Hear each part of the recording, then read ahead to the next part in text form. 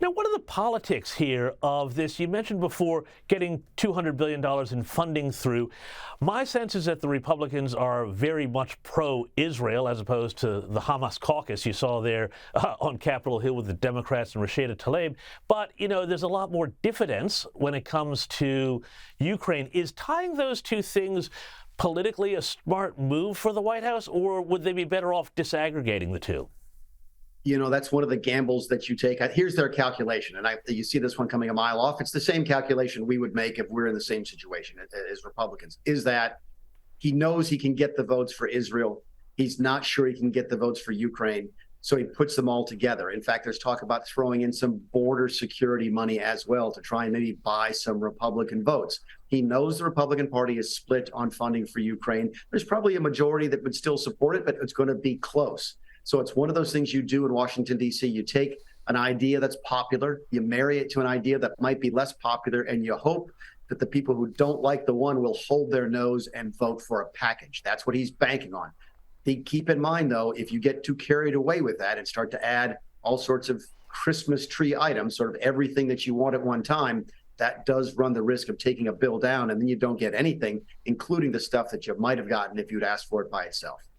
And Nick, where is Donald Trump in all of this? I mean, I would think that one of the advantages for Biden is that, you know, not only is he being seen to be presidential, but of course, all of this tragedy and chaos around the world is taking Donald Trump off the stage. I haven't seen any significant rallies or speeches from him, certainly dripping out into social media.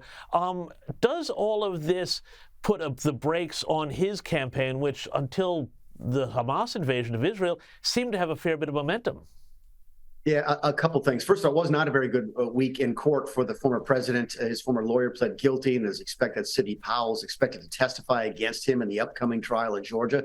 That's not good news.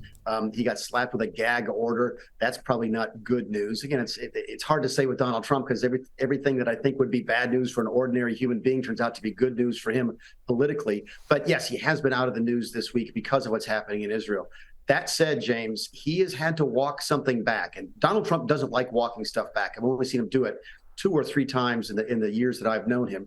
He changed his position. He came out and was critical of Benjamin Netanyahu and sort of said some nice things about Hamas. That did not go over well, even with the MAGA Republican base. And he has then spent the last couple of days trying to sort of backpedal and support Israel, or at least be more clear in his support for Israel. So again, when I say it's been a bad week for Donald Trump, that means maybe he lost 1 or 2 points, not 10 or 15. But my guess is he was happy to be out of the news a little bit this week because it would not have been a good week for him in any event. And finally, Mick, one other person who is a bit of an outlier in all of this we've spoken about in the past, RFK Jr. Now, he's had a lot of support, oddly, from people on the right. Hell, there's some things I've liked that he said.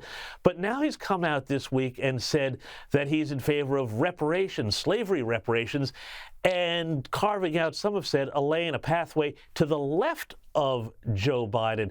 Do you see this at all playing out in terms of taking votes from one side or the other with this independent candidacy that he's running? Yeah, James, this is one of the ongoing sort of cocktail party discussions in Washington, D.C. is who does RFK take votes away from? Who does the potential no labels third party take votes away from? Who does Cornel West, who's going to run as an independent, take votes away from? You know, the Republicans think that they're taking them away from them. The Democrats think they're taking them away from them. So it's really, really difficult to say. Kennedy is an enigma. There's no question about it. He's got some libertarian issues.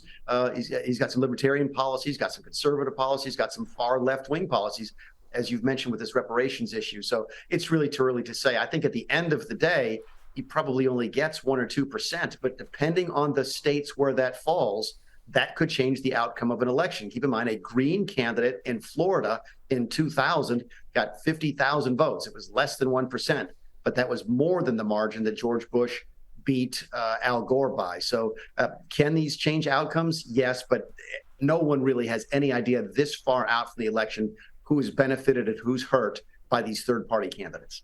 Mick Mulvaney, thank you so much. It may be a cocktail party discussion, but there's nothing wrong with cocktails or parties. Thank you so much for your time.